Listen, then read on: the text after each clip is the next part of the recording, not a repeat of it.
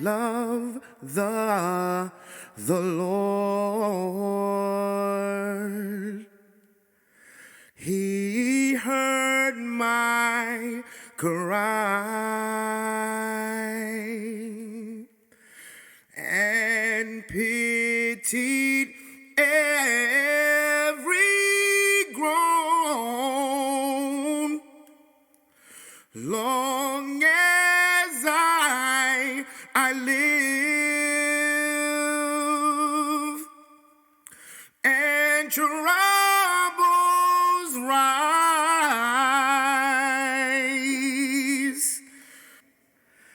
I'll hasten to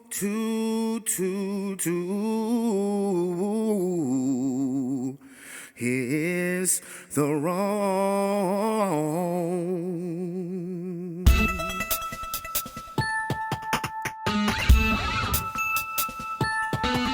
On the gridiron or courtside, you know what time it is. It's Sports plus life. Sports plus life. ringside or front court or field pass, we ballin', no. Knuckle up or buckle up, I tell it like it is when I'm on my show. Home run, slam dunk, knockout, or gossip though. Sports plus life. Yeah. Sports plus life. Ah. Yo. What's up? What's really good? It's your boy Brandon Brevon Towns, host of that show called Sports Plus Life. You heard? Oh my goodness, and you already know what's going down today, bruh. So guess what? Turn it off, turn it all the way off now, yeah. Oh man, please allow me to reintroduce myself. My name is Brandon Brevon Towns, and this here is Sports Plus Life, that there sports podcast where we talk about all of the necessary topics in sports and all of the necessary topics in life. How is everybody doing today? Oh my goodness, this past weekend in football was probably the best that I've ever seen a divisional playoff weekend. It was absolutely amazing. But before I get into the topic of sports, just felt the need today to open up the show, giving praise and giving honor to the man upstairs, to the Heavenly Father. Yes. I there's no reason. I just felt the need to do it. I felt the need to do it because everything that he's blessed me with, I'm so grateful. And plus I loved Whitney. Oh my God, I love me some Whitney. But how is everybody doing? It's been cold, man. Oh my gosh, it has been cold. I mean, it's 37 degrees outside, but it's a little warmer. It's been a little warmer, today than in the last couple of days, that's for damn sure. But it is Monday, January the 24th, 2000 of the 22, and guess what tomorrow is? Wait for it, drum roll. My daughter's birthday. My little patience tester turns 6 years old tomorrow on January the 25th. Oh my goodness, she's getting so big so fast, and I love her to bits. I love her to pieces. So I'm going to say this to you early. Happy birthday, London. Daddy loves you more and more and more every day. And also birthday shout out to my niece Jackson, my brother Sean. His daughter's birthday is January the 26th. So shout out to you, Uncle Brandon, love you. And definitely our daughters are going to get up and play again. So there's the birthday love, and especially I'm going to send the shout outs to my HS fam and my fam in general. Keep them love bombs coming. And I hope everybody is doing great, feeling well. And my love is extended out to everybody, to each and everybody, because that's what I'm about. I'm about really just spreading that love and spreading that positive energy. That positive energy is just rolling through my veins. It really is. But without further ado, people, let's get to it.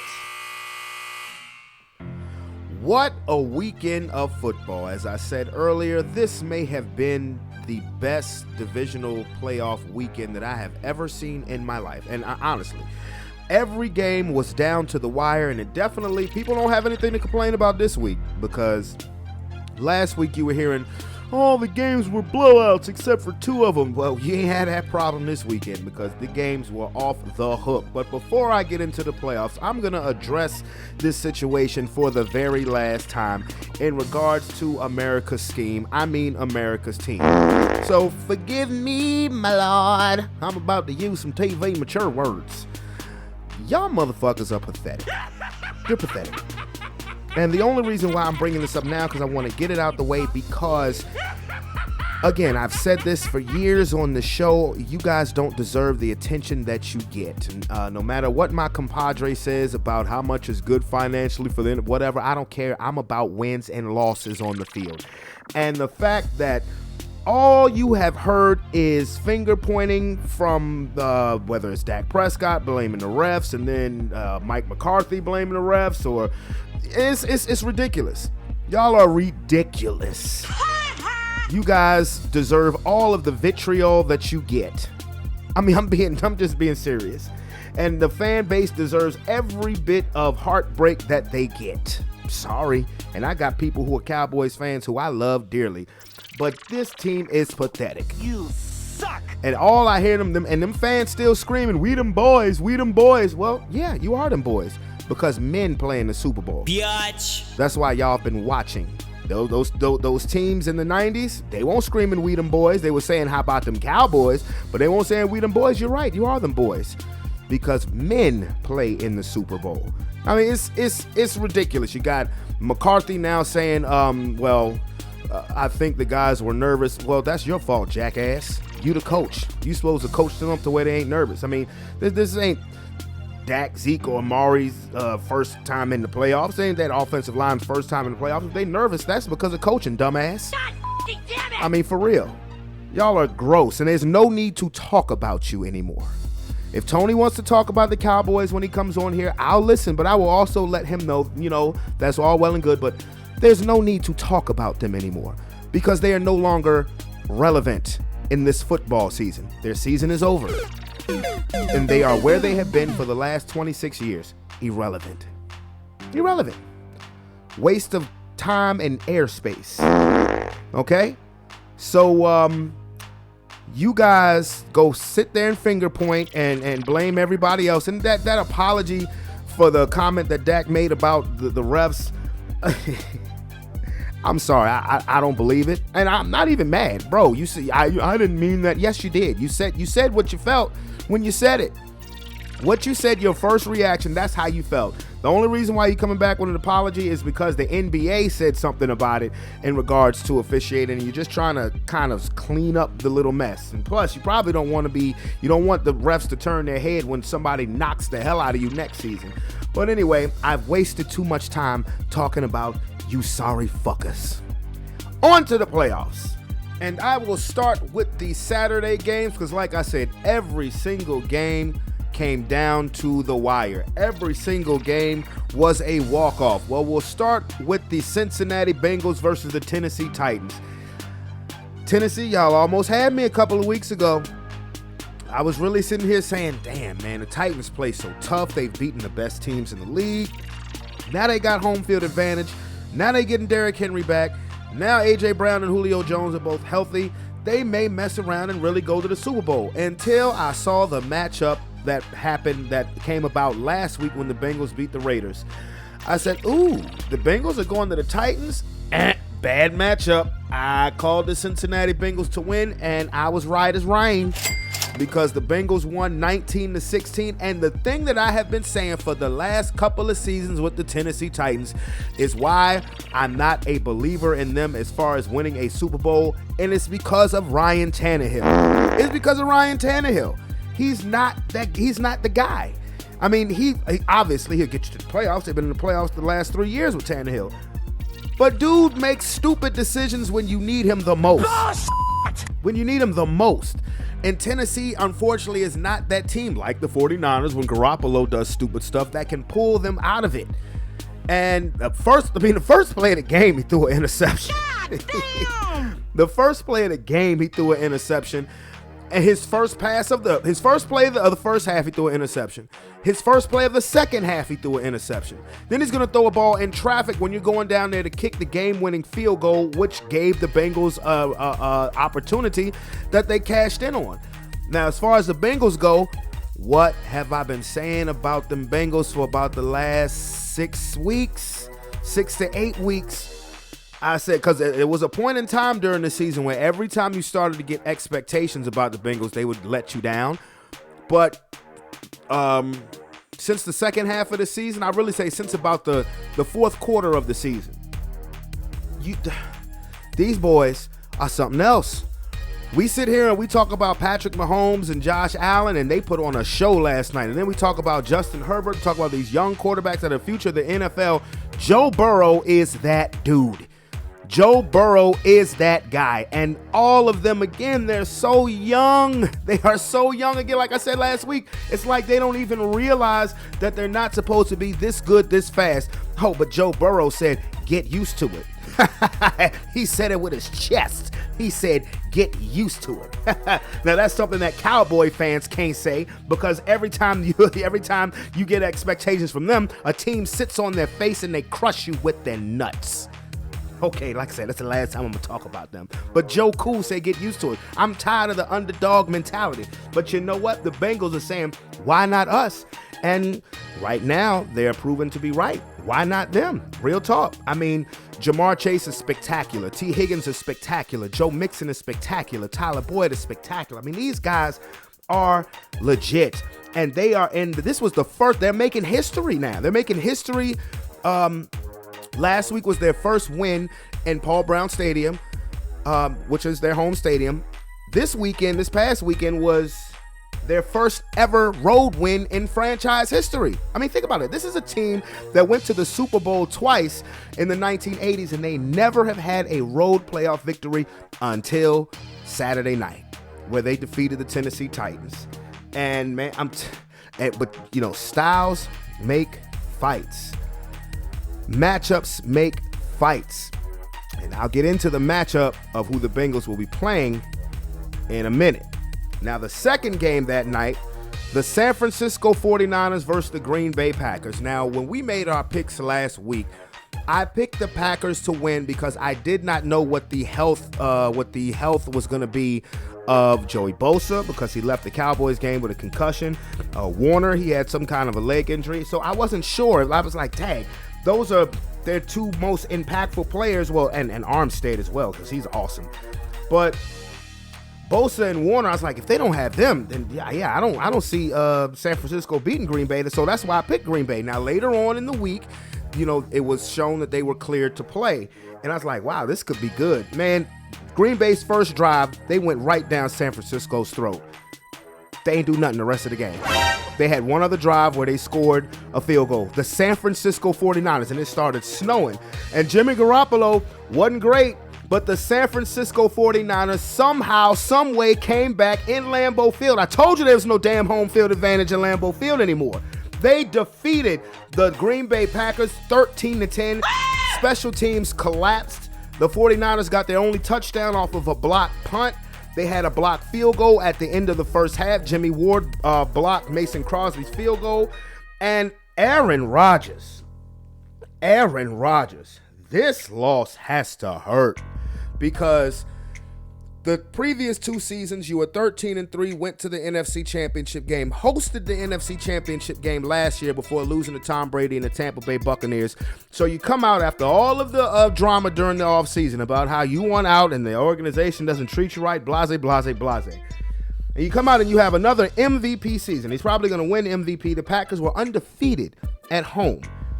Yet, when it matters the most, once again, Aaron Rodgers comes up short. I mean, you didn't even make the conference championship game this year, bro. So with that, all I have to say is this, Aaron, come on to Denver, bro. Like, real talk, come on to Denver. I don't think he will. I really don't, because I don't think he's going to come to a division just the division alone that has Patrick Mahomes, Justin Herbert, and Derek Carr, and then that conference that has also includes Josh Allen, Joe Burrow, Lamar Jackson. It's kind of a murderer's row, and who knows what's going to happen with Trevor Lawrence. But this is a bad loss for Aaron Rodgers. It really is, and for the San Francisco 49ers, to me, a question is about to arise. How the hell do you get rid of Jimmy Garoppolo after this season? Because it's pretty much everybody thinks that after this season, Garoppolo is going to be on the trading block because, of course, they drafted Trey Lance last year. But what if the 49ers go to the Super Bowl? What if the 49ers win the whole thing? How do you get rid of Garoppolo? Now, I will say this. He should have been intercepted a good 3 times. Matter of fact, the Packers missed at least 2 chances at pick sixes. And I guess you just kind of have to live and die with that. But if you just look at his resume, like look at his win-loss percentage, the dude wins. The dude wins games. For real. When he's not playing, they lose. I think Kyle Shanahan, remember, I had Kyle Shanahan on the hot seat in the middle of the season. That's totally gone now. Because when your team is healthy, they are one of the best teams in the league. They were a matchup that nobody wanted to see in the playoffs. I'm pretty sure that the Packers and the Cowboys are probably just have the middle finger up at the Rams for not beating them in week 18 of the season. That's how they got in the playoffs. And they came back from a 17-0 deficit to do that. So you just have to tip your cap. And Deebo Samuel. Deebo Samuel. This dude, what can't he do? This dude was running the ball, receiving the ball, taking kickoff returns. This guy is special. He is probably the most special hybrid player in the NFL right now. And this guy should be in the MVP category. Honestly, I know he missed a few games, but when this guy is healthy, show me a player that is more valuable, that does more for their team. I don't give a damn if he's not a quarterback. Please. Because there is nothing that this guy can't do. When Raheem Mostert got hurt the first game of the season, Elijah Mitchell and Deebo took over the rushing, and they're just as effective. And this dude is tough. He is tough. He's bulldog tough. And that 49er defense, man, they're shaky on the back end, but man, when you got Bosa and you got Armstead and you got Warner, those guys are something. They can play, man. They can play. There are only a few teams that are so well coached and so well disciplined that even if they have an off season, they're going to be a really tough out. And by that, I mean, you look at the San Francisco 49ers. Last year, you can totally put last year on the injuries. They were just hit by the injury bug like no team had been hit in the NFL last year. And even then, they were still, it's hard to beat them. Even with all of their injuries, because they're well coached. I could say the same thing about the Pittsburgh Steelers and Mike Tomlin. Never having a losing season. No matter what the circumstances is, they're always prepared to play. And I can also say that about the Baltimore Ravens. Now, they outsmarted themselves out of a playoff berth because of, the analytics and the 2-point stuff, but they're always a well-prepared coached team. And that's the San Francisco 49ers. And now they are off to the NFC Championship game. And let me backtrack back to the Titans game. How the hell you get 9 sacks and you lose? There was another game like that where a defense that forced a lot of turnovers and they still lost. And that game is the Tampa Bay Buccaneers against the Los Angeles Rams. I am so happy that the Buccaneers are out. Nothing against the Buccaneers organization, but I am sick of Tom Brady. Now, all of this talk of he may retire, this may have been his last game, I don't believe it. I think it was a ploy to try to get the Buccaneers hyped up because clearly the Rams were a better team. Only reason why that game was even close was because the Buccaneers forced 4 turnovers. Again, how the hell do you force 4 turnovers and lose? Because honestly, if the Rams don't turn the ball over, I believe the Rams throw 50 on the Bucs. It was 27-3, and the Bucs came back, and I was like, oh, Lord, this is not happening because all I'm going to have to hear about is Tom Brady, oh, he did it again, and the GOAT, and blah, blah, blah, blah, blah. The Rams, I'm glad that I haven't heard a bunch of a bunch of that today, even though, they lost by a field goal at the end. Matthew Stafford made a clutch throw to Cooper Kupp near the end of the game. But you could see clearly, if you watch the game, you could see that the Rams were so clearly superior to the Buccaneers that they were just the better team. See my boy Von Miller? Oh boy. That's one reason why, I keep the Rams in the light column, because you see my boy Von Miller? Everybody want to be talking about Aaron Donald. Remember, Von Miller's a Super Bowl MVP, and he is Von Miller again. And Tom Brady had to see that man again, and he lost to him again. Okay? The Los Angeles Rams, they are heading to the NFC Championship game, and because they are a higher seed than the 49ers, they are going to host the San Francisco 49ers at SoFi. And where's the Super Bowl being played at? At SoFi. But here's where you might want to pump the brakes, Rams fans. The 49ers of recent years have owned you. They've won the last 6 games against you.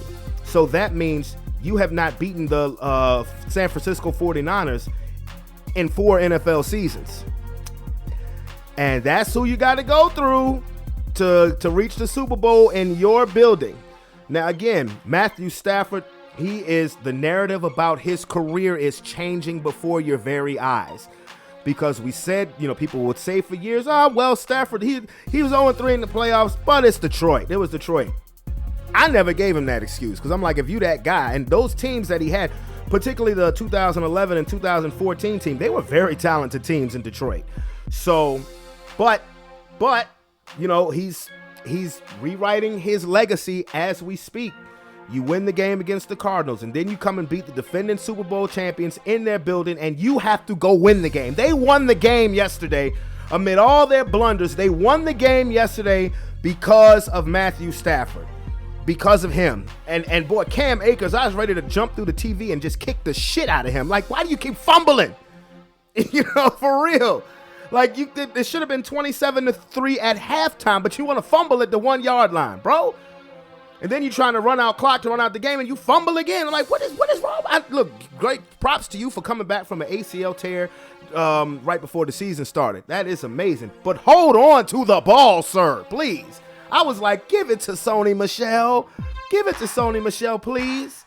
But they won that game yesterday because of Matthew Stafford. Straight up. No bones about it. And then the final game of the wonderful, awesome divisional playoff weekend may have been the game of the year. The Kansas City Chiefs and the Buffalo Bills. The Kansas City Chiefs won 42-36 in an absolutely epic battle. 25 points were scored in the last 2 minutes of the game. Josh Allen throws to Gabriel Davis with 13 seconds left, which was his 4th touchdown of the day. Gabriel Davis' 4th touchdown catch. 13 seconds, you figure it's over. But somehow, someway, the Kansas City Chiefs get into field goal position because the Buffalo Bills were playing a prevent defense. For one, why didn't you squib kick it? Why would you kick it out of the end zone? Why didn't you squib kick the ball? Then that would have took up at least about 4 or 5 seconds to where the Chiefs would have had maybe one play. Because the Chiefs got off 3 plays in 13 seconds. If you squib kicked it, you eliminate one of those plays. So if they do get off 2 plays, it's probably a Hail Mary. And who knows, anything could happen. But either way, both quarterbacks were legendary. Patrick Mahomes was legendary. Josh Allen was legendary. If you thought Patrick Mahomes was going to play a road playoff game this season, you better ask somebody. Thank you, Tennessee Titans, for allowing that not to happen. As the Chiefs, for the 4th straight year, will host the AFC Championship game. Patrick Mahomes is that dude. Ever since he's become a starter, he has gone to nothing less than the conference championship. Nothing less. I mean, and it has a Super Bowl title to boot. That is impressive. That is very, very impressive. And I just know the Buffalo Bills just have to be sick to their damn stomach. They really do, because they took the lead. I mean, like I said, they took the lead twice inside of 2 minutes, and you still lost. Now, there's going to be questions about the overtime rule because Josh Allen never got to see the field because the Chiefs went and scored a touchdown. I mean, the NFL is the most reactionary league that I've ever seen, so I would guess that they probably will look at the possibility of changing that rule and more or less going the college format. where no matter what, each team will at least get one possession, but we shall see. But I know Buffalo fans are heartbroken, but Josh Allen said it best. I don't have a problem with the rule because if it was on the, if it was the shoe was on the other foot, they would be celebrating too. And I like that kind of realism from a player, especially a player who you cannot blame at all for the reason that they lost. Josh Allen put on a show. He put on a show. Mahomes put on the show. But now the Kansas City Chiefs are moving on, and Championship Sunday is set. Championship Sunday is set. We have in the NFC, we have an NFC West showdown. The San Francisco 49ers go to SoFi to play the Los Angeles Rams. Again, the 49ers have beaten the Rams 6 straight times. And in the AFC, for the 4th consecutive year, Arrowhead Stadium will be hosting the AFC Championship game between the Kansas City Chiefs and them Cincinnati Bengals. Patrick Mahomes versus Joe Burrow. Oh, this is going to be fun. I cannot wait until Championship Sunday. I can't. I'm going to be honest with you. I'm hyped as hell. I mean, I don't have a dog in the fight, but you know what? I'm still excited about it, man. It's football. It's Championship Sunday. It's the sad part is that means the NFL season is almost over, but the Final Four is set, and we will see who will be playing in the Super Bowl in SoFi. So, yes, I cannot wait. Yes, I am hype about it. I ain't even going front because they're two very good matchups. And I'm going to tell you something. In the AFC, I actually think the Bengals have a legitimate shot to beat the Chiefs. If Buffalo had won and Cincinnati would have had to go to Buffalo, I was under the impression, I honestly think that the Bills would have beaten the stuffing out the Bengals had they caught them in the AFC Championship game hosting it. I really do. I think the Bills would have beat the hell out the Bengals. I think the Chiefs and the Bengals are a very good matchup. I think it's going to be high scoring. It's going to be a shootout.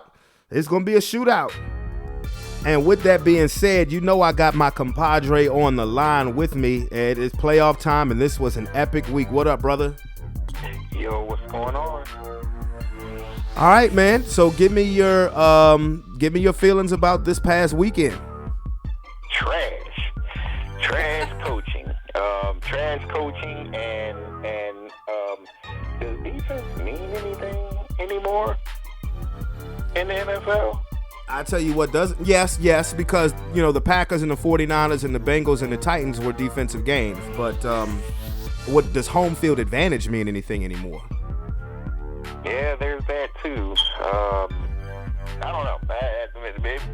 Maybe more so in the Packers game. I think weather played a part there. But coaching, just poor coaching decisions. And we have all different people in these championship games. It was razor thin, but I don't think we've ever, well, I know I haven't. In my lifetime, I ain't even seen it. Steve Sable talking about it on NFL Films. I've never heard of a weekend like this in the playoffs. Never. I mean, it was absolutely epic. I understand what you're saying as far as the coaching, but to have every game end with a walk-off, I mean, that's epic. Yeah. So I think this is one of them things, if your kids aren't alive to see it, you tell your grandkids about it if they grow up football fans, but this is crazy. All right, so what I want to do is get your take from each game. So there was just 4 games, so let's start off in order. What was your takeaway from the Bengals and the Titans? For continuity's sake, I don't know if Derrick Henry broke their continuity, but maybe he did. There were a few coaching decisions that Tennessee did. I mean, Cincinnati played well, but by all accounts, the game I was watching, Tennessee should have won. I don't know what to make of the Bengals just yet. They went further than I expected.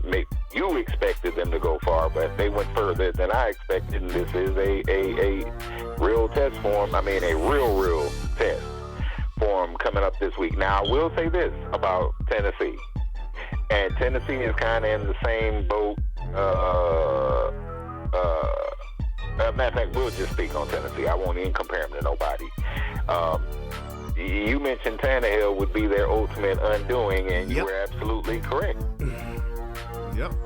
Yeah, there's no two ways about it. There's no two ways about it.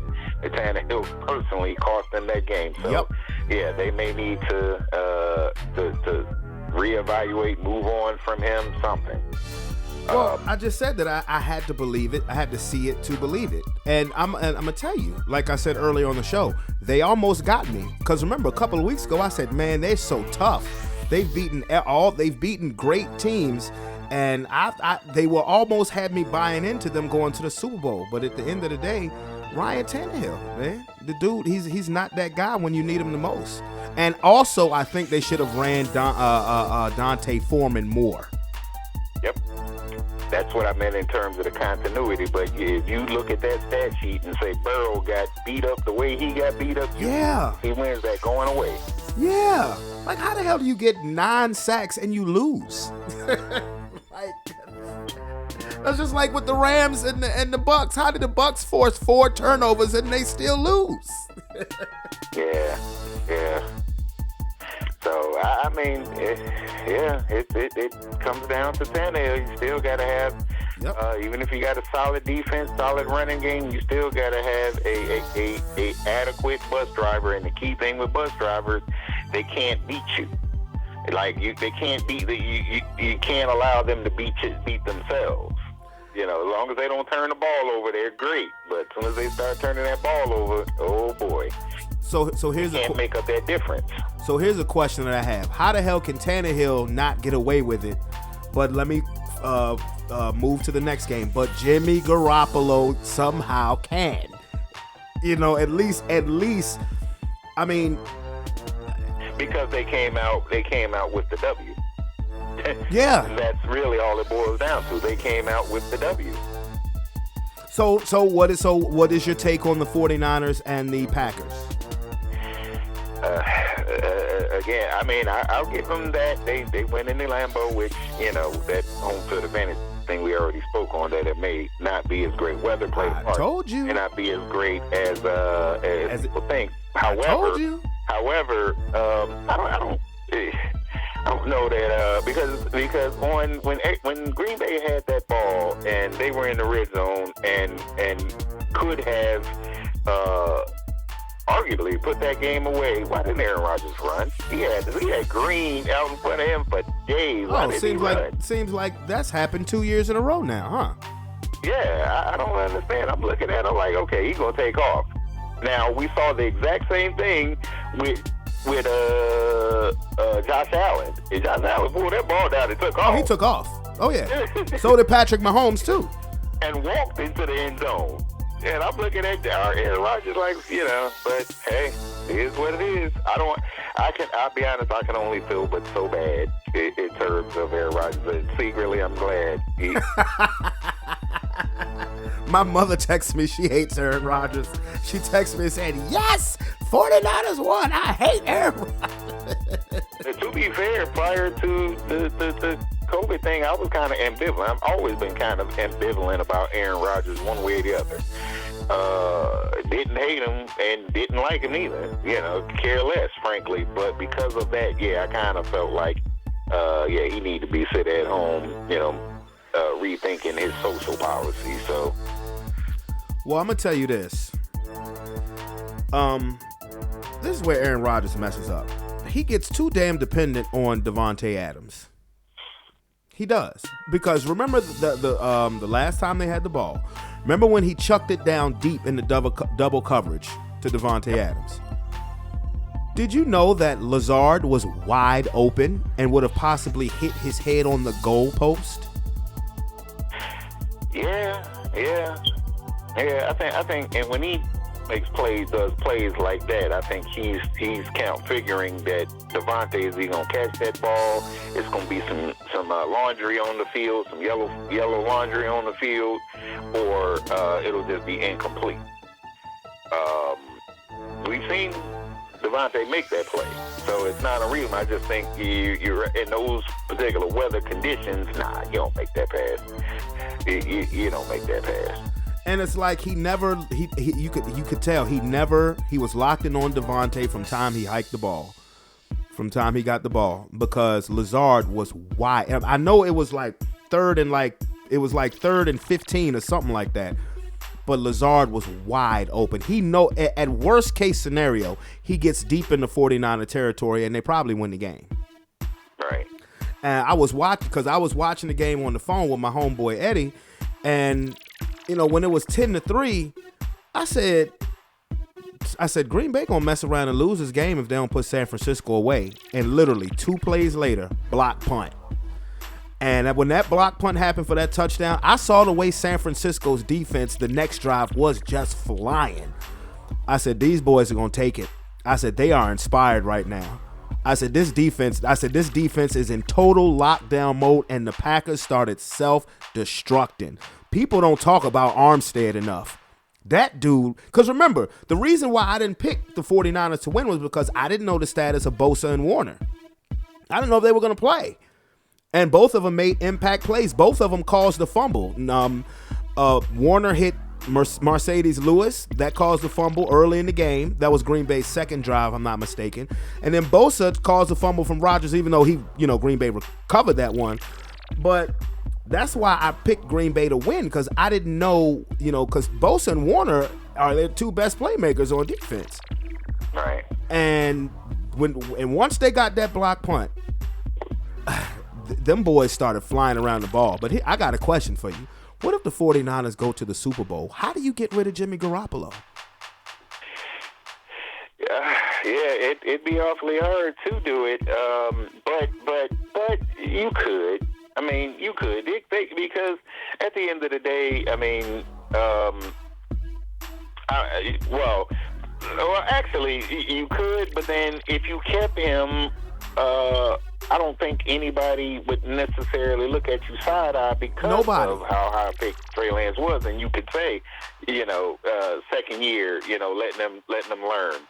How many more years does Garoppolo have on his contract? I think about maybe 2. Maybe 2, something like, because he signed the contract in 2017. So I want to say it's about maybe 2. I know he's not a free agent. Matter of fact, next year might be his last year on his contract. I got to check it out. But if they go to the Super Bowl, and by all accounts, it is very realistic that they could go to the Super Bowl. It's realistic that we could have a rematch of the Super Bowl 2 years ago. But if they win, boy, does that put a lot of pressure on Trey Lance. Because I understand because make no mistake about it, Garoppolo made some dumbass throws in that game. He got lucky. He could have had 2 pick sixes. He very easily could have had 2 pick sixes. But at the same time, just look at his win-loss percentage. For whatever reason, his win-loss percentage speaks for itself. Right. That's why I ask, how can you really get rid of him? I mean, how can, like you said, if they didn't get rid of him, nobody would look at them sideways because of the results that you get from him. I mean, goodness gracious, last year they were bit by the injury bug like no other team in the NFL, and you could tell, even though they were still a very well prepared and well coached team. But when this dude plays a full season, they win and they go far. This is the second year, and second out of the last 3 years that Jimmy Garoppolo has played the majority, I say 95% of the season, and look at where they're at. They're back in the conference championship game.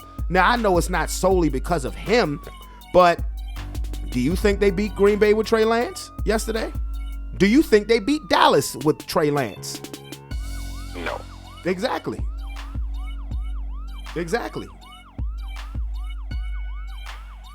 So it's something to be said about dude. Yeah, well, it'll be interesting to see. But either way, they're going to get criticized either way. Either decision they make, if they do go. But at the same time, you could defend. Next year is the last year of Garoppolo's contract, so I'm almost right. I mean, let's say they go to the Super Bowl.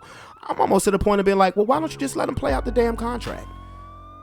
Why even go through the issues of trading him? Why not just let Trey Lance sit another year and just let Garoppolo play out his contract. He signed a 5-year, $137 million contract in 2018. So next year would be the 5th season of that contract. I don't know why they don't just play it out. Well, there is a possibility, although a small possibility, somebody might get him off the hook.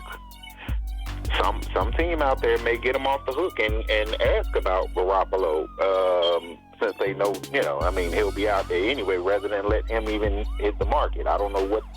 I could see, honestly, I'm not trying to be funny, I could see Denver doing that. If we can't land Aaron Rodgers, the only issue with Garoppolo is his durability. But like I said, the win-loss, he's in a perfect scenario where he has a strong defense, he has a strong running game. They don't necessarily have to win because of him, but they don't necessarily lose because of him either. He's a good bus driver. Because you think about it, if 49ers were to make that call, you could get him with a 5th, 6th, whatever round pick, rather than even have to.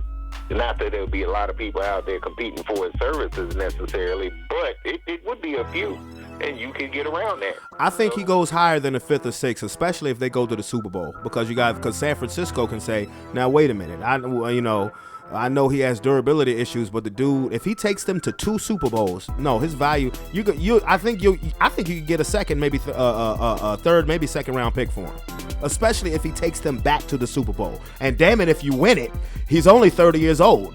You could hoodwink a team out of a first round draft pick. I know that's far-fetched. Front office management needs to be fired, but I know that's far-fetched, but the further the 49ers go, if they are looking to trade him, the more leverage they will get. Because he didn't play great, he didn't play great yesterday at all.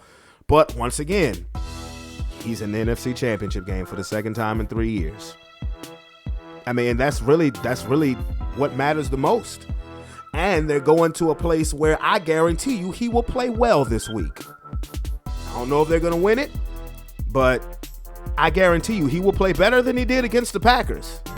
Damn, he just won there less than a month ago to get in the playoffs. It's optimal for them because they should have no fear of the Rams. They own them. They own the Rams. So, and speaking of those self-same Rams, I'll just be honest. If Tampa Bay had their full complement, they beat them. Well, okay, now let's transfer over to that game, Tampa Bay and the Rams. While you say that, I will counter at you with, well, if the Rams don't turn the ball over, they hang up 50 on Tampa Bay. Yeah, but turnovers are sometimes error, but sometimes force. And I would say they were about half and half. They sometimes error, and then they sometimes force. For instance, Stafford's life was saved by a split second. His football life.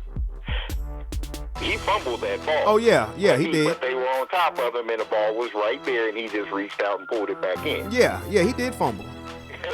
So, But they won that game yesterday because of him. They did. Yeah, he put up a lot of yards.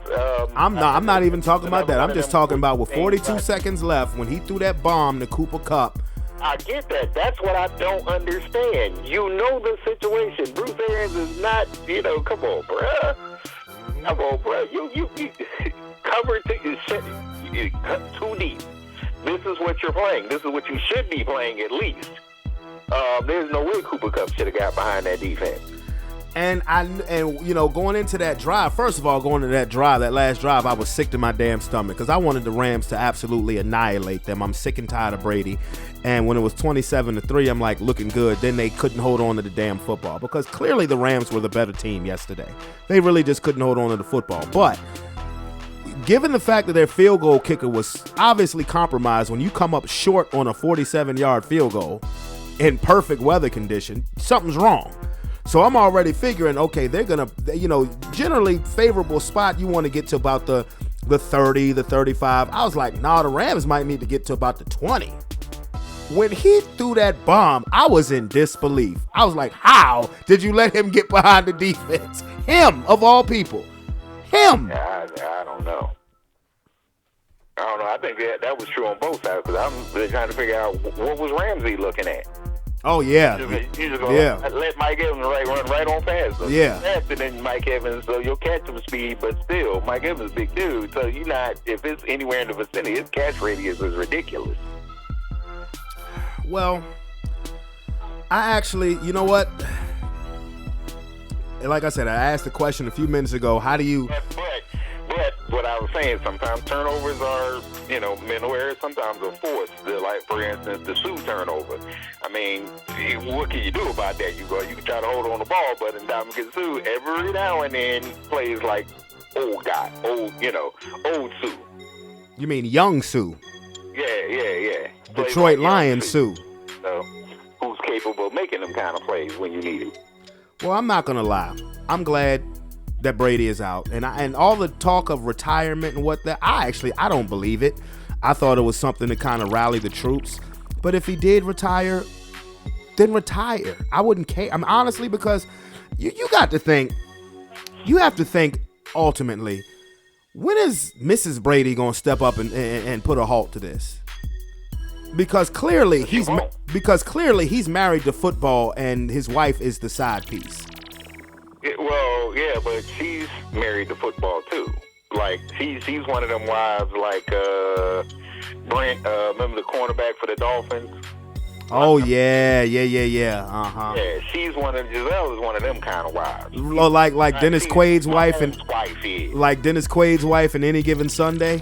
Yeah, she's just as involved in the game. She has her own thing, going on, but she's just as involved. And I think that because she still does her own thing, I think they sync up, for their free time when both of them are free. But during football season, she's doing her thing, so it's not that big a deal on they married. Plus, she's a fan, so it is what it is. I don't see her being a deciding force one way or the other. It'll be him all the way. Well, I don't believe he's going to... And at this current, right now, as it stands, from a football standpoint, just a pure football standpoint, should he retire based on his skill set? No. Well, I don't believe he's going to retire. I mean, the rules have been made so that he can play as long as he damn well please. He said about 8 years ago he was going to play till he was 45. He'll be 45 next year. I believe he's going to play. I think the real question is, he's at a point now in his career where he can't make average players great anymore. So he has to have the deck stacked. And Godwin, for all intents and purposes, probably will not be ready by the time the season starts because of he got hurt so late in the season. And they're probably not gonna what was the big thing about Tampa this year? Yeah, we're bringing all 22 back. Well, that never moved me because I'm just like this. Okay, you're bringing back the same people. Other teams are gonna get better, and I'm pretty sure that there will be some people who are on the roster this year that are not gonna be on the roster next year. So to me, it really depends on what the roster is gonna look like. I mean, they would still, unless the Saints make a major move at quarterback, like if Russell Wilson comes to the Saints or if Aaron Rodgers comes to the Saints or something like that, they'll still be favored to win the division. But then again, I have to take, because the Saints had a number. Honestly, I believe if Jameis Winston hadn't got hurt, I believe the Saints would have won that division, hands down. But if he retires, then good. Bye. Go retire. I mean, honestly. That's the way I feel about it. How do you feel? That's that man's life. If you want to play, you can play. If you want to retire, I don't care about really most of these athletes outside of my team with the moves that my team makes. I've never been invested in Brady one way or the other. Is he the greatest quarterback of all time? Maybe. Or maybe he's just the greatest system quarterback of all time. That's where I'm going with it, because I don't think he's the greatest of all time. I just don't. I think he's the most accomplished of all time. Nobody could take that away from him. But if I had... I don't look at it as yesterday kind of proved I think a lot of people may have that mentality about Brady retiring because they feel like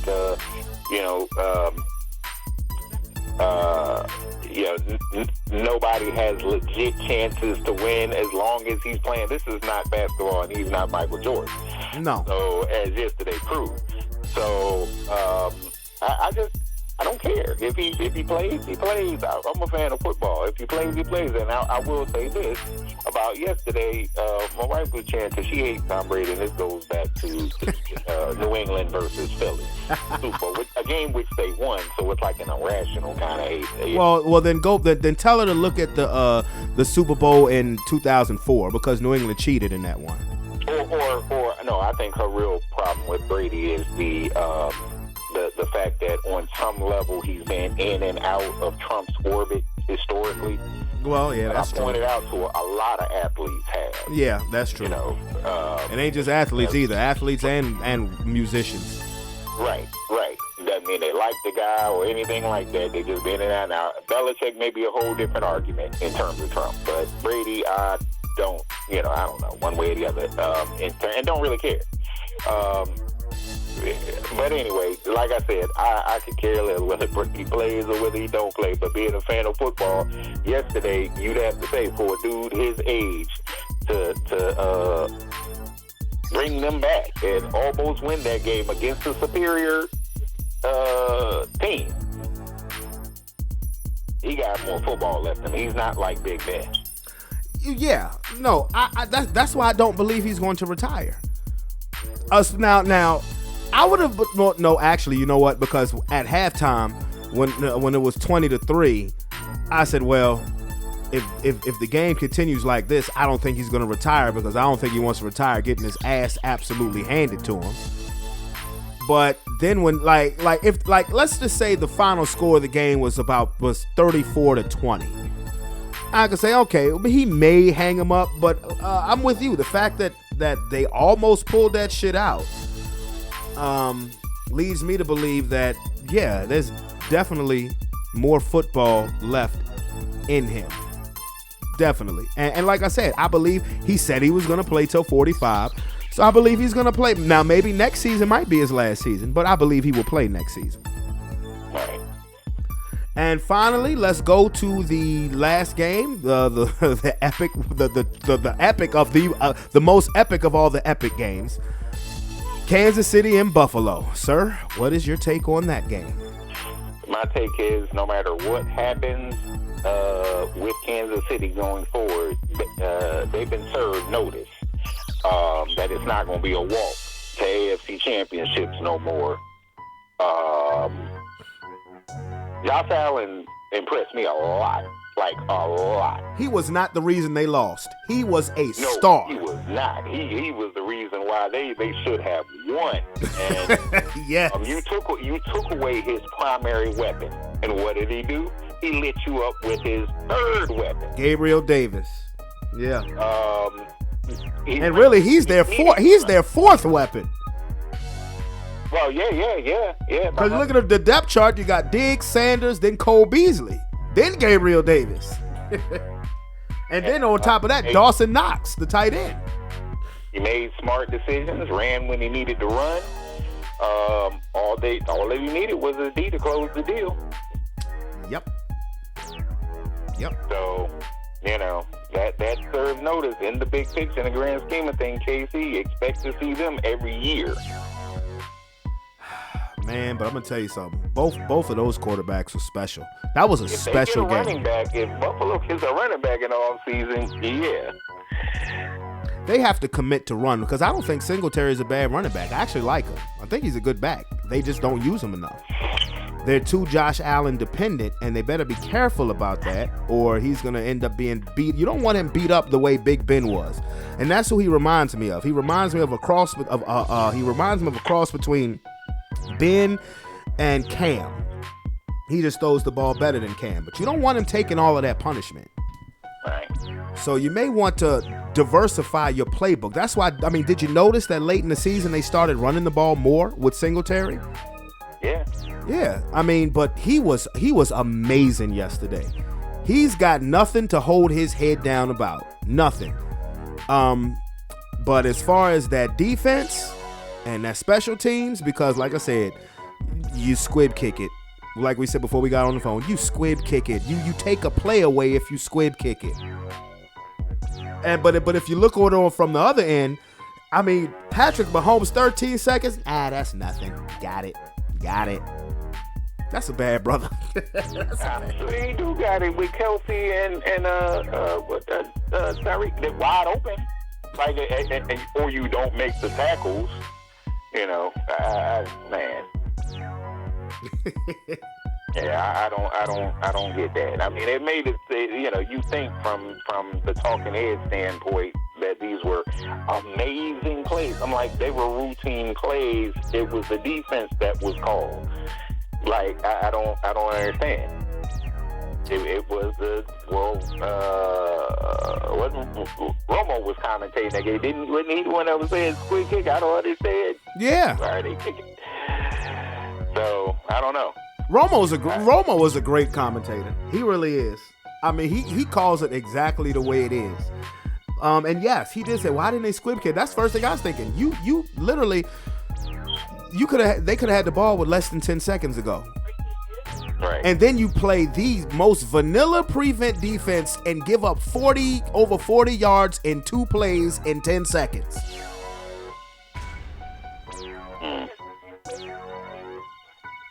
I mean, I couldn't understand it.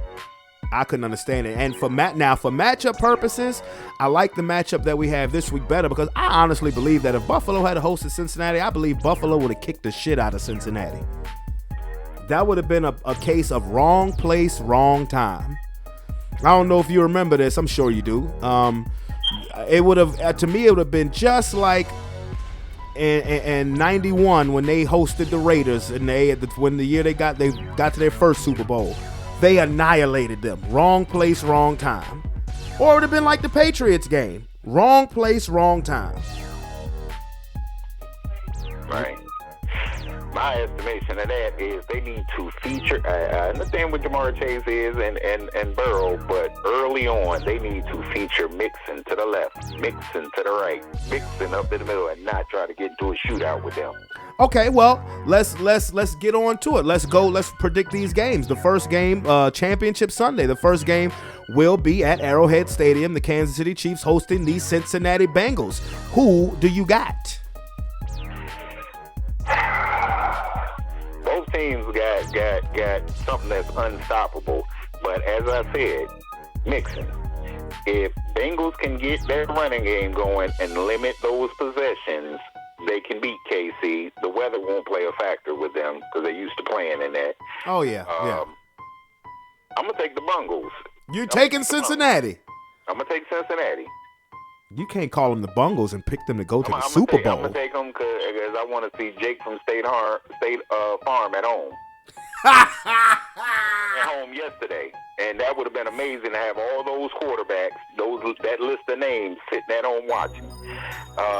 They should have been at home yesterday. I think their luck runs out this week. Andy Reid's a great coach, and he'll come out with a game plan, but based on what I saw with Buffalo, offensively, the Bengals should be able to go up and down the field on them. Okay, let me preface this. To be clear, I'm rooting for Cincinnati. I think you know I'm rooting for Cincinnati. But I picked Kansas City to win it all. So I have to stay true to my pick. I'm going to pick Kansas City to win, but I am rooting for the Bengals. Now, here's my issue with the Bengals. And I said this even when I was listening to it while I was delivering packages on Saturday. I said, I don't give a damn if the Bengals win the Super Bowl. They have got to do something about that offensive line. And that poses as a problem. Because they, especially if they do go to the Super Bowl, and you face either San Francisco or the Rams, and your line gave up 9 sacks to the Titans, what the hell are you going to do with Von Miller and Aaron Donald or Bosa and Armstead?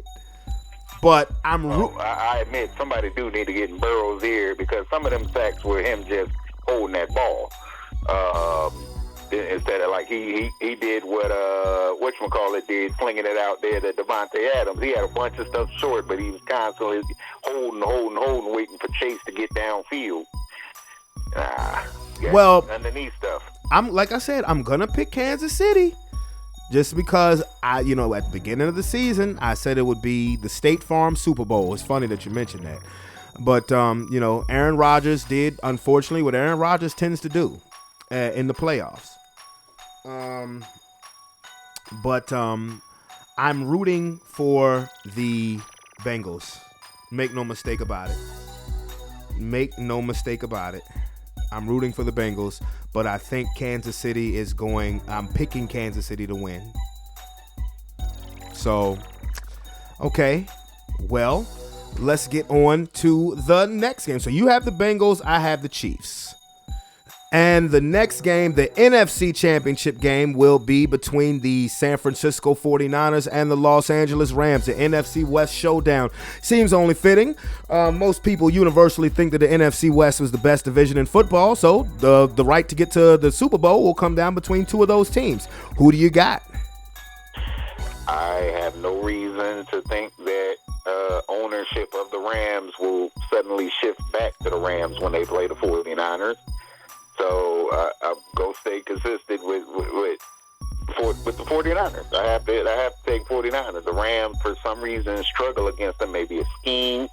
I think a lot of it is ball control because in all of their games, time of possession, the 49ers just dominated on the ground. And that being said, they've had the pieces. Maybe Von Miller hadn't become fully acclimated to the scheme, but he was there. And they've effectively neutralized Donald. So when they play, I have no reason to not pick the 49ers. So you're picking a rematch of Super Bowl 23. Yeah. Okay, well, while I have no reason to pick the Rams, I'm going to pick them. And I'm going to pick them I don't know why. I have no reason to because, like you said, 49ers own the Rams. They just played 3 weeks ago. Ain't that much changed. But I think this time the Rams get up to a 17-0 lead. I don't think they will let it get away. I think maybe blowing this lead to Tampa will in effect be a blessing to them because they will know definitely what not to do. Well, I guess hold on to the football. But I'm going to pick the Rams. I said with this Stafford trade, Stafford couldn't just get to a Super Bowl, but he has to win the Super Bowl. But I do think that they will get to the Super Bowl, and they will be the second team for the second year in a row that will be hosting the Super Bowl. So, all right. So I don't think they're gonna get up 17-0. I'll say this for the Rams, they need to figure out an answer for one thing. George Kittle. He kills them. They need to figure he destroys them. He's largely a reason why they struggle with the 49ers. He does kill them. He really does. He looks like the best tight end to ever play the game when he plays against them. When he's healthy, it's hard to find a tight end better. And I know Kelsey is great, but when Kittle is healthy, it's hard to. I can't sit here and say definitively that Kelsey's better than Kittle or Darren Waller. And he has been a Ram killer. He has. They better put Eric Weddle on him. Oh, yeah. What is there? 48, 49 years old? Yeah, okay. As I saw that, I said, okay. Okay. When I saw that, I was damn near ready to say, damn, the Cardinals might really beat them. I was like, he must have an insider that just wanted to help him try to get a ring or something before he ride off into the sunset or something. But, Okay, well, Tony has the Super Bowl as constructed as the Cincinnati Bengals versus the San Francisco 49ers. I have the Super Bowl as being the Kansas City Chiefs versus the Los Angeles Rams. Who's going to be right? We shall find out. We shall see. I'm not even going to talk about the NBA today because, Like, again, I don't get in the NBA fully I until. want to talk about one thing in the NBA. Okay. We don't have to talk about the actual games or the teams for that matter. But I'm going to say this. You saw the Grayson Allen thing, right? Oh, yeah. Yeah, Grayson Allen's trash. He was trash in college. He was known for that in college. So it's surprising. And people say, well, yeah, but in the the 80s, 90s, that wouldn't have been okay. Yeah, that the 80s, 90s. Somebody would have punched him in the face. 80s, 90s, somebody would have punched him in his jaw, or came onto that court after the next time out and laid him or Giannis out. Yep. And with another dirty play. And I don't like that because the Bucks don't strike me as that type of team. Right, but they suborned that play by tweeting about it afterward. We fully support Grayson Allen and blah. And after the suspension, we think it was unjust and blah, blah, blah, blah, blah. Okay, but let somebody do that to Giannis and keep that same energy. Yeah, that's true. My feeling on those kind of things, I say a lot of times, I think, especially when it's more malicious, I think the dude should be suspended as long as the player that he injured is out. But, that's me. Well, I was going to say, so you think that Joker should still be out? Because, Markieff Morris has never come back from when he hit him in the back, the whiplash. Yeah, but you know what, though? It may be legit. Yeah, man, Joker's a big, strong dude. It may be legit. Oh, make no mistake about it. Markieff Morris started it. Yeah. He did. He started it. So I don't know. But yeah, I see. I said I don't want to talk about basketball. I see the Bulls kind of struggling a little bit. You got 6 or 9 rotation players out. I mean, you minus Caruso, you minus Ball, you minus Levine. Yeah. We were supposed to get Levine back. I wouldn't even rush him back, but Levine back and Javonte Green back soon, maybe even tonight.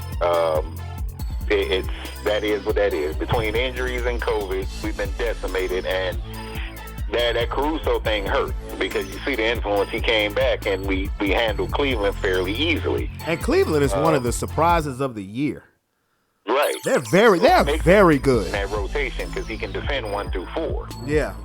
And he hustles, and it's like the whole team. Every team got a spark plug dude that when he comes in the game, they all play better. It's the same teams, but they play more energized. And with Caruso, he kind of has that effect. Makes even Vucevic, play aggressive defense. With the Lakers, it's the same thing. I do want to say this now since we're talking about basketball. It's the same thing with the Lakers, struggling or hovering around 500. But, when I saw this season, when I first started seeing the results of this season, I was one to put a lot of the stuff on Russell Westbrook too. I'm not doing that anymore because I'm going to be honest with you. You had 13 years of footage on Russell Westbrook. So why is everybody tripping now on how he's playing? This has been him. He's been, now the shooting has gotten worse because it was particularly from the foul line. He used to be about an 85% free throw shooter in his early days at OKC. But this is who this dude is. You have 13 years of footage on Russell Westbrook. Why is this surprising you? Because what, he's playing with LeBron James? He did it with Kevin Durant, who I think is a better player. So I'm not going to sit here and blame Russell Westbrook. Oh, the Lakers are bad because of Westbrook. No. You know why? Because LeBron signed off on it, and so did AD. I'm looking at them because you could have had Buddy Hield. And I'm looking at LeBron, and I'm looking at AD. And now and AD barely even been there. And this is a old ass roster, period. It's an old ass roster. For the price of what you gave up to get Westbrook, you could have had Hield and Harrison Barnes. Yep. And been a lot better team. Yep. I'm not putting this on Russell Westbrook. I mean, because I know they made a big deal when he got benched at the end of the Indiana game. And I think what the Lakers are trying to do, they're trying to piss him off enough to where he demands a trade. Because I don't think they necessarily want to try to, because one, who the hell is going to trade for him in that contract? But I think really that's what they're trying to do. I think they're trying to There's one trade out there right now. Ben Simmons? The Lakers want it, they can take it. What, Ben Simmons? There's one legitimate trade out there. It's legitimate, and the Lakers are going to get pennies on the dollar, but it's either that or just continue the course. The Rockets said they'll take it, Westbrook for Wall. I would, well, if they were that, I mean, I would do it. I would do that. They said the Lakers are going to have to add. They're going to have to add. They're going to have to add that one lonely pick they got in, 2027? They're going to have to add. It's not going to be a straight-up trade. But because they literally just be doing, it would just be helping the Lakers out. And John Wall has a humongous contract, too. Right, they're content. Because of that dynamic. They've been content to sit with him so far, and they can't move him no more. But you're taking on Westbrook, who has a humongous contract. So, and from compatibility standpoint, and Wall is completely healthy. They're just not playing him. Right. They're literally paying him to sit at home. But okay, so in the best position, actually, in the East, do you know who's in the best position? Well, actually, 1 through 7 are separated by 4 to 5 games. But who's in the best position is Miami. I was just getting ready to say that. I think Miami healthy at the right time. Yeah, the Sixers are what the Sixers are. I think Embiid. I think Embiid though may make a case that he should be MVP. He's been balling. Yeah, but at the same time, my friend who's a Sixers fan, say, yeah, you see Embiid's stat line? Yeah, okay, I saw that 50 and 14, and he had 50 and 14. And then, but the same night, I said, now look at Jokic's. Jokic had 49, 14, and 10. Yeah, that was crazy. That was crazy. That was crazy. For that extra point that Embiid, I'd rather had all them assists too. Yeah, that was crazy. But I want you to address something that we were talking about just a few minutes ago off wax. This grand jury thing. Educate us. So, during the 2020 election, everybody knows about the infamous phone call that Donald Trump personally made to the Secretary of State, Brad Raffensperger, in Georgia, asking him to find 11,000 votes. We know how Georgia turned out, that Biden ended up carrying the state, and yada, yada, yada. And those were electoral votes that Trump was counting on, because that's the only way he could win electoral. He's not going to win the popular vote. But we know about that phone call. And the sister in Georgia, the Attorney General in Georgia, had been investigating him in terms of election interference. It violates many laws. You can't be involved in election and call a state official and say, hey, can you hook me up? Can you find some more votes? And yada, yada, yada. And on the call, Raffensperger tells him many times that, the election was legit. There's nothing there to do, Mr. President, blah, blah, blah. And, yeah, you can do things. All you need to do is just say, that the election was illegitimate. All you need to do is say that we've recalculated. So immediately there were questions of the legality of that, and the sister took it up, and she asked for voluntarily for people like Brad Raffensperger and other election people, and even people on that phone call, to testify voluntarily. And so, as we can see with the January 6th committee, people kind of stonewall, and Raffensperger said, I'll only testify if a grand jury and if a subpoena, a lawful subpoena, is issued. Well, in Georgia, in order to get that, you have to go in front of a grand jury and present reasonable, legitimate evidence that substantiates subpoenas, and or can even convening a grand jury. Well, the fact that they convened an actual, and this is criminal, this is not no civil, no nothing, and at the center of it is Donald Trump. The fact that they convened that grand jury, which means she can get subpoenas on everybody, including Donald Trump. And if Donald Trump refuses this subpoena, unlike the January 6th committee where it has to go to the Justice Department and all that stuff, it does not. He is a private citizen, just like Barack Obama, Bill Clinton, every former president's a private citizen. Literally, the U.S. Marshals can go right down there, Mar-a-Lago, and bring him to Georgia. It's that serious. So. Damn. Yeah, it's that's you can't get around that. Like, you can say whatever you want to say about the election, or tell a big lie and this, that, and the other, but actually interfering is an extremely it's bad in terms of federal offenses, and you being in a totally different state. We know with federal offense, it doesn't matter. Like, if you've been a criminal subpoena, they want you to show. You can show and plead the fifth, but you got to show. Right. Otherwise, you're in violation of that subpoena, and you can and will be arrested, even if you're in Florida. And they just gonna put you on a plane and send you to Georgia if that's the case. So, I think that is the beginning, one of the threads of the undoing. Rest assured, that dude will never be president again. Right now, he's fighting for his financial and freedom survival because he's getting hit on all fronts. And as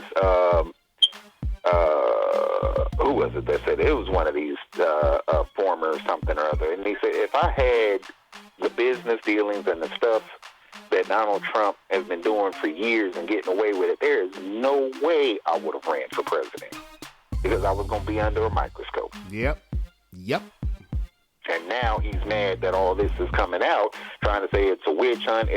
Well, the problem with that, with financial crimes, how many witnesses do you really see sitting on the stand saying, I saw with my own eyes, such as that? It's usually all paper trail. It's hard to refute paper trails because your signatures are on the papers. Yep. Ooh, woo. In the case of the January 6th committee, the Supreme Court, a lot of them that Donald Trump appointed, then they can't have his back on that. They couldn't have his back on that. And what brought Nixon down? A tape that he didn't even know was being recorded in the White House. Oh, you talking about Tricky Dick? Yep. His voice on a tape that he didn't even know was being recorded, or he knew but forgot, or whatever, because everything in the White House is recorded. Now that they have access to everything Donald Trump did January 6th, I promise you, well, they have video of Donald Trump on tape talking, multiple takes of the video that he ultimately issued to tell his people to go home and calm down. They have everything. They have every phone call, everything that took place in that White House at this point. That's another reason why, and people don't realize how these things work. They ask you voluntarily, come testify. Then they throw out a subpoena, come testify, but they won't tell you what they already have in hand. They won't reveal. We already know this. They'll ask you the question as if they're searching. You're just digging. No, they already know the answer because they already know what you did. For instance, Ted Cruz or Mark Meadows or Jim Jordan. They know you talked to Donald Trump on January 6th 7 times. But by you coming in front of that January 6th committee under subpoena and you raise your right hand and say, I swear to tell the truth, as soon as you say I didn't talk to Donald Trump at all that day, I only talked to him once that day, when they have you on file talking to him 7 times through the White House laws, you've committed perjury. Now you're in a whole different jam. Oh, yeah. Big time. And then New York, the financial, where the sister, again, he in a lot of trouble with these black women. Letitia James, who openly said last week that she found at least 5 to 6 instances of open financial fraud. We know that through the released information that both Eric Trump and Alan Weisselberg, Trump's personal attorney, testified in front of the grand jury up there in New York, but they pled the fifth over 500 times apiece. Let's channel Donald Trump in 2016 and referring to Hillary Clinton and her servers and the individual that pled the fifth. He said that's mafia stuff. You don't plead the fifth unless you got something to hide. Well, how do you feel about your son pleading the fifth 500 times then? Yeah, pleading the fifth. I mean, while it is your right, it definitely makes you kind of look like you done some shady shit. She's pursuing the civil dynamic, and she subpoenaed Trump, she subpoenaed Ivanka, and their reasoning is saying, well, we're not going to, Don Jr., we're not going to testify because she's going to use it against us in any criminal. What makes you think she hasn't already sent that information to Manhattan, who is pursuing the criminal? She's already sent that information that she found to them. So, you know, I mean, he got a lot of different angles, people coming at him and flying under the radar. For those that care, you know, I'm going to tell you what's really going on behind the scenes, and I'll let you go make your Salisbury steak, G. Garvin. No, you didn't. And make it with gravy and mashed potatoes. And that's exactly what I'm going to have with it. No, you didn't. What's actually going on, meanwhile, you got Florida man, Ron DeSantis.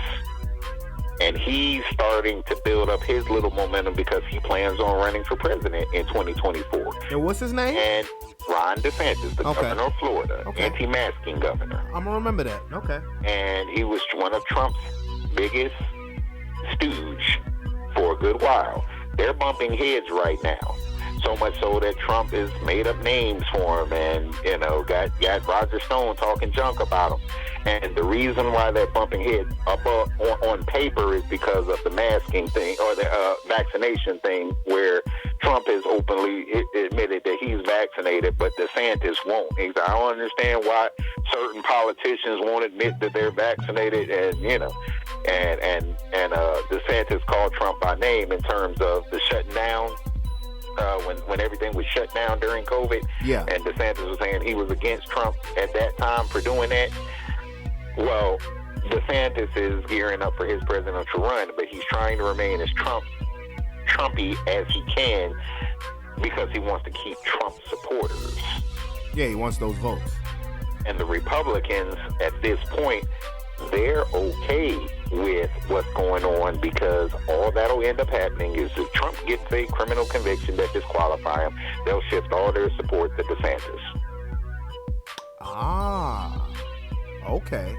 And that's what's actually going on behind the scenes. And low key, a lot of the Republicans secretly hope that happens because they feel like Ron DeSantis is different than Trump. He's a lot smarter than Trump, but he's with them 100%, and he's over these last few years been Trumpy enough, Trump-like enough that he can keep them far right crazy as voters.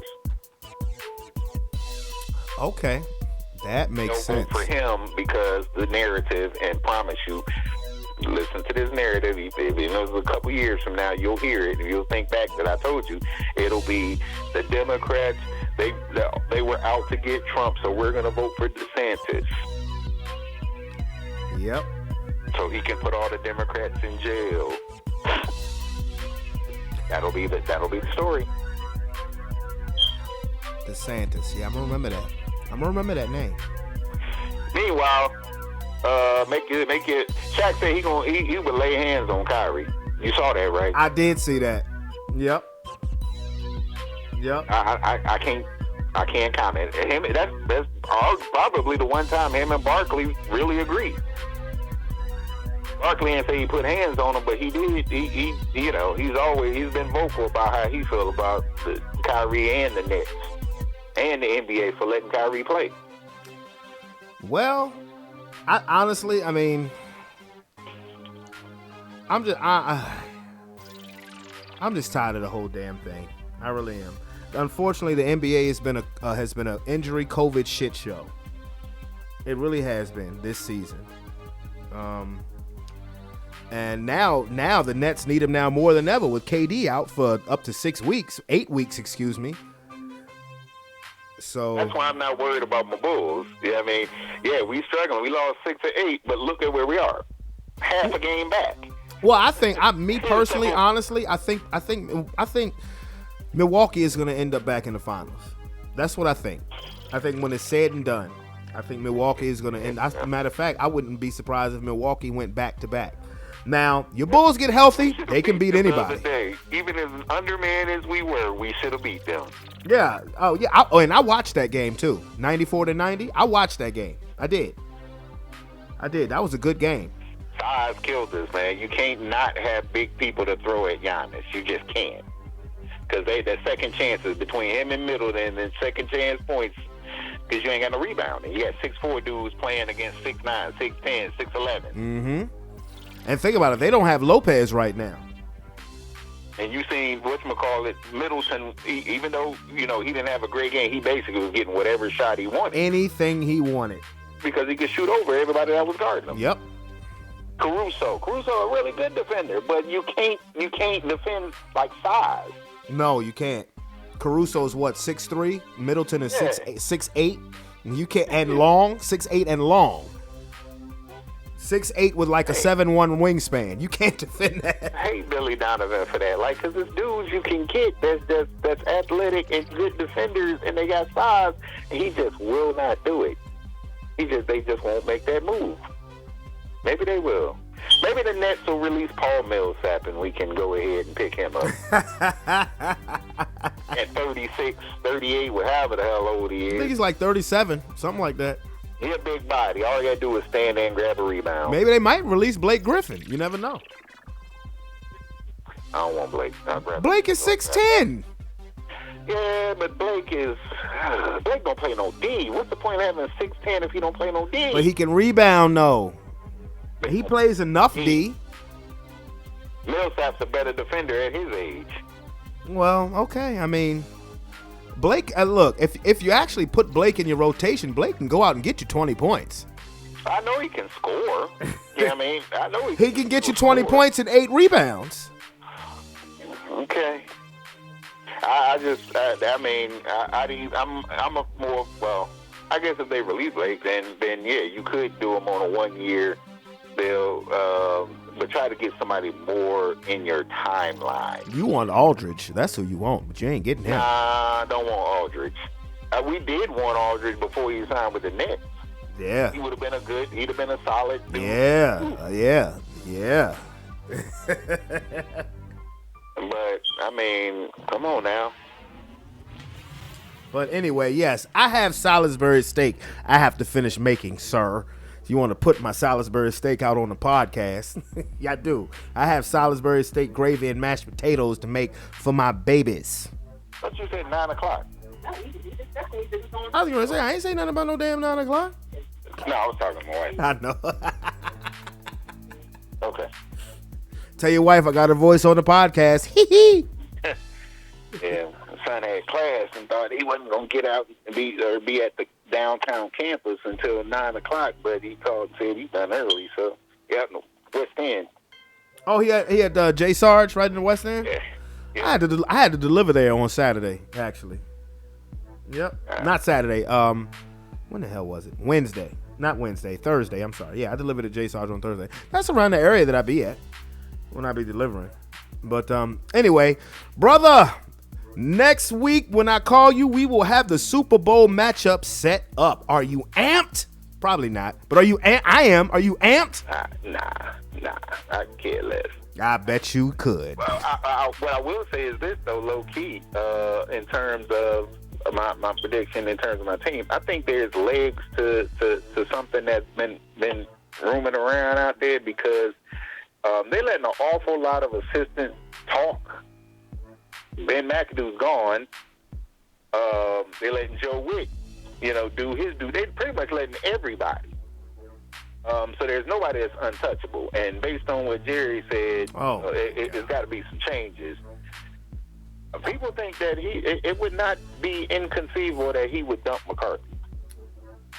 Well, I commented on your Cowboys earlier in the show, and I said they are pathetic because what they've done since they've lost is they've done nothing but finger pointing.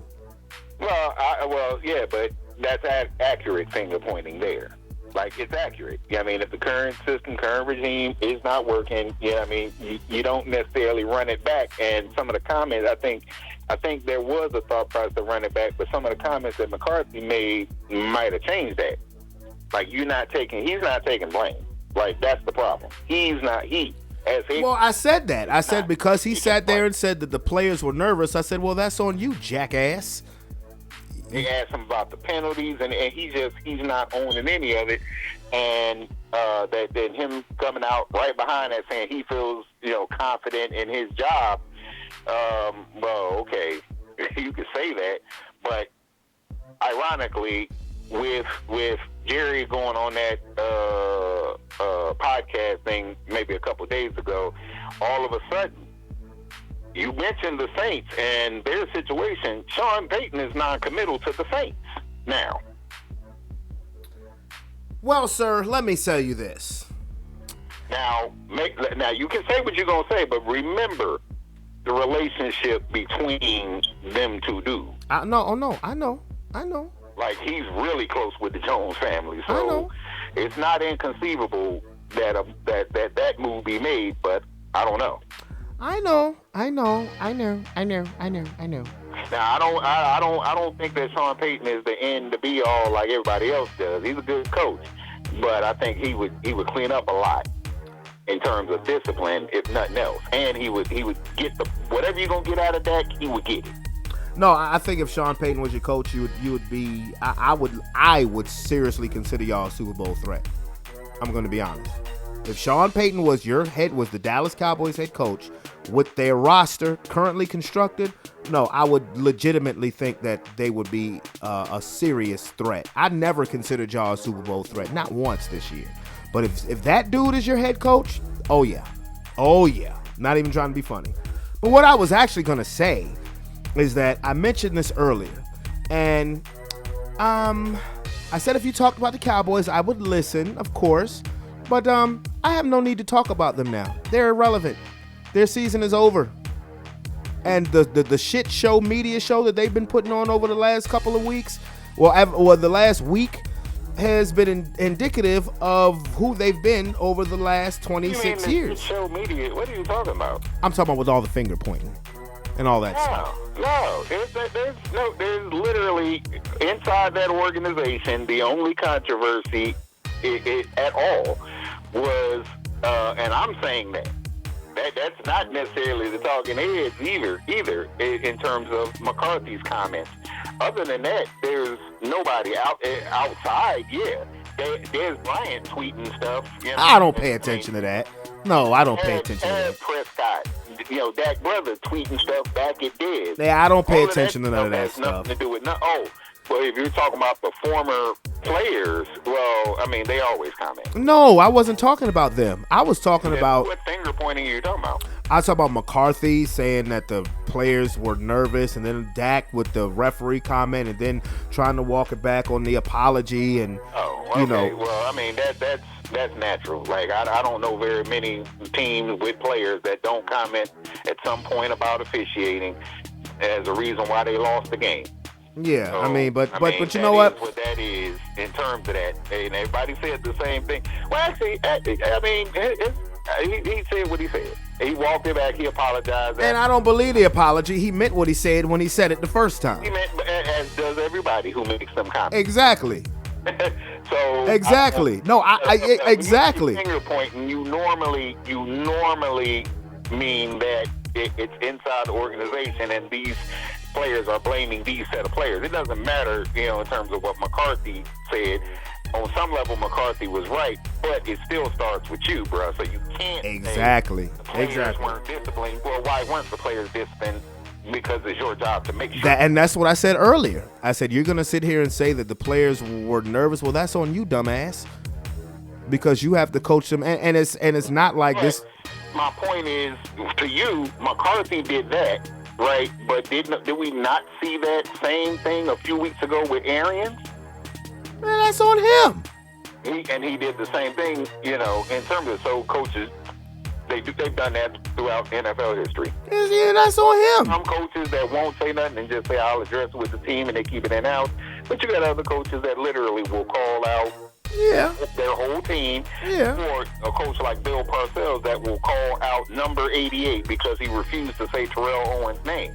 Oh, number 81? Yeah. 81. Yeah. So yeah. Most coaches don't do that. single out a guy, but yeah, we've seen it. But yes, I'm going to talk about teams that are relevant who are still playing football, sir. I guess we won't be talking about the Broncos. Nope, we sure won't. We sure will not. Till the draft, man. Nope, we sure won't. Nope. Then you got to talk about everybody. Nope, we sure won't. I'm objective. His legs to that Sean Payton thing. I do believe. Well, if that grows legs and antennas, well, yeah, that's definitely something to discuss. He got 1 year left anyway. He got 1 year left. Okay, well, you know what? We'll address it if the Saints allow his contract to run out. But I don't know if they will. But we'll see. I think it really depends on who his quarterback is next season. I really do. Because again, I told you, I think if Jameis had never got hurt, I believe New Orleans would have won that division hands down. I really do. Because the way they play against Tampa, I believe they would have won that division if Jameis was healthy. But anyway, let me get to my Salisbury steak.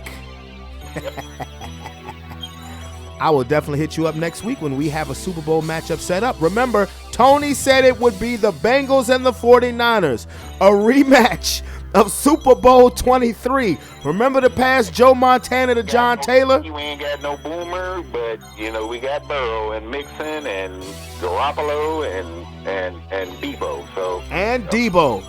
Debo. Don't forget Higgins and Higgins and Boyd and also Jawan Johnson and Kittle. Okay, and I'm saying the Super Bowl is going to be the Rams versus the Chiefs. And maybe we might see that epic game that we saw in 2018 when the score was 54-51, if I'm not mistaken, before SoFi ever existed. But until then, my brother, I will hit you up. Yes, sir. All right. My man, Tony. Oh, man. Dropping that knowledge and about that grand jury thing. Yeah, that's some serious stuff. But with that being said, with a buzzer. Oh, my goodness. What a week of sports. What a week of football, man. I cannot wait until Championship Sunday. And I'm just getting settled into my new digs. I am, and my children are happy, and that makes me happy. So it's cool, man. It is definitely cool. And I will tell you this. Just continue to enjoy yourself, enjoy life. And definitely try not to stress out, because unnecessary stress can lead to an early night, if you catch my drift. But anyway, excuse me.